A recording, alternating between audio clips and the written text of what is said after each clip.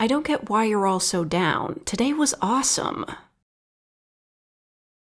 Yes, I did have to roll death saving throws, but I keep telling you, it was calculated.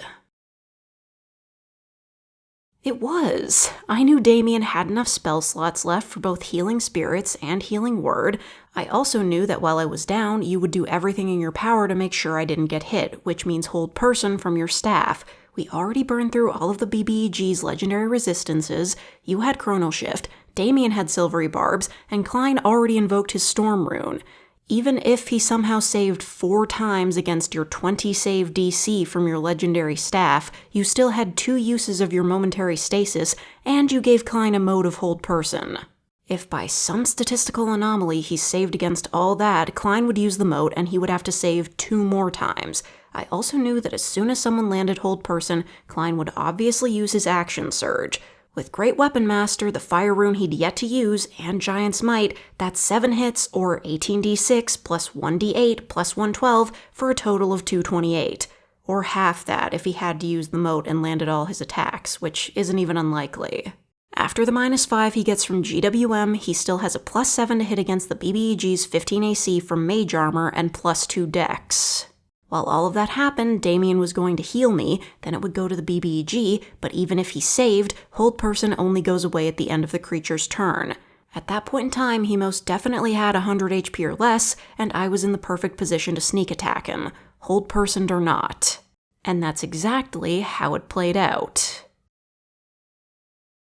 I know I said this twice, but I'm saying it again because it seems like you don't believe that I had everything under control.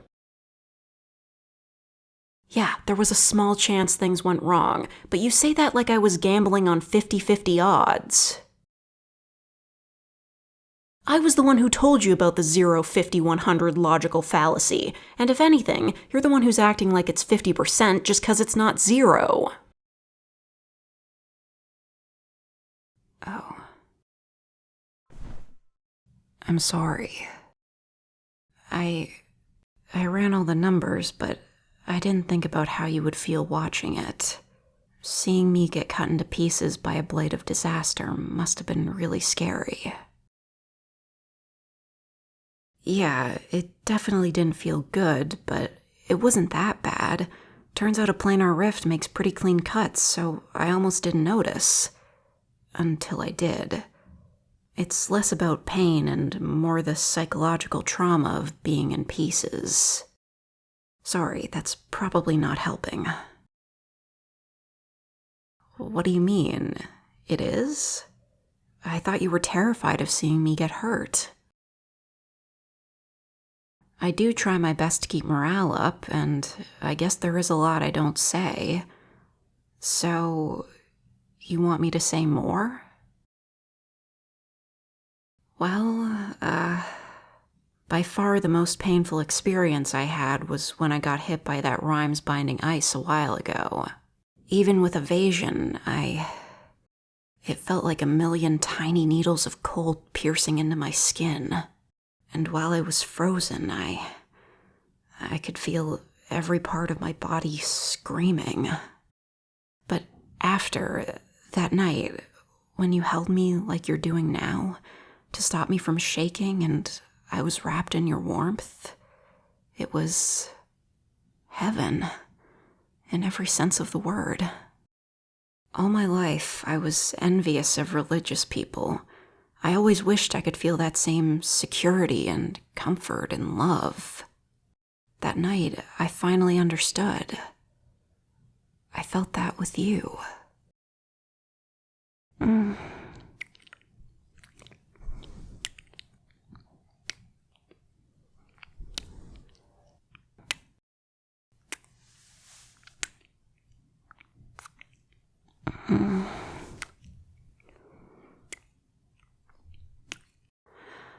God, I love you. I'm sorry for scaring you. When it comes to combat, I disassociate. I focus so much on pretending we're all back at the table playing a character that I make every decision as logically as possible. I promise I'll value myself more. But as long as we're on difficult topics, we need to talk about the future. I know you're scared and you want to focus on the present, but we just killed the first BBEG. We only have 2 more that we know of, and we're getting better at this every day. Also, we just hit level 11 off of that. We're quickly approaching the part of the game where balancing is skewed in our favor. Not to mention we're all playing top-tier subclasses and builds. Besides, don't you think it's a little ironic that you're a chronergy wizard that doesn't want to talk about the future? Well, I've been thinking, after we're done saving the world, we're going to need a place to settle down. I'm not saying I want to stay in one place forever. I definitely want to travel, but I don't want to be in and out of inns my whole life. I want a place we can really call home. Somewhere to start a family, maybe?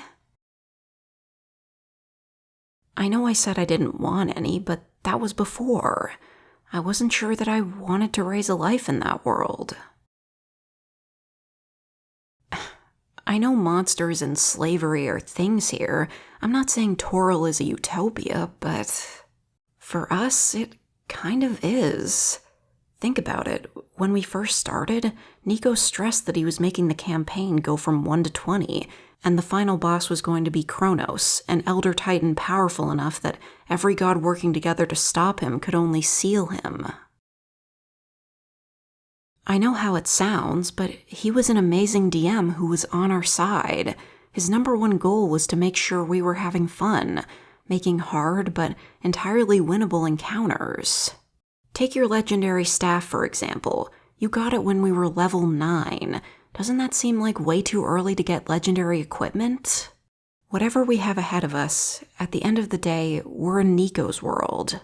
Don't you think at the end of a years-long campaign we all poured our hearts and souls into, he'd want all of our characters to be alive?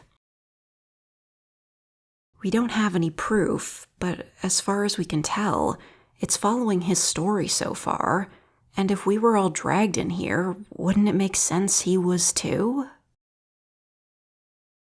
I guess we may never know for sure, but I'd like to imagine he's an all-powerful being now, the Luminous Genie or an Overgod or something.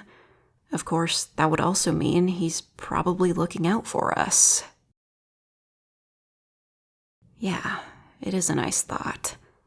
But what I was trying to say was that on Earth, everything was so uncertain. Even disregarding things like global warming and nuclear war, I had no idea if we'd ever be financially stable enough to have kids. Maybe I'm being nihilistic, but even if we were, what would they have to look forward to? Okay, fine, so they won't have anything with electricity, but we'd be level 20 adventurers with world-bending magic at our fingertips. We'd be able to move mountains for them if we had to. Hell, if you made some kind of magic to electricity transformer, I was studying computer science and programming, we could make the internet for them.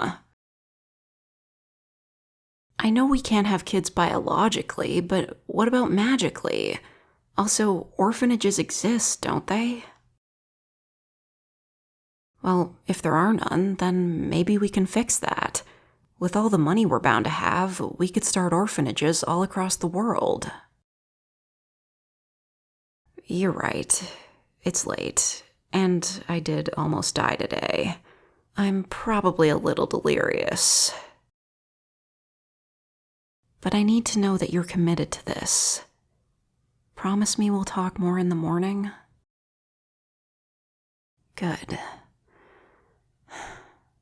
I love you so much.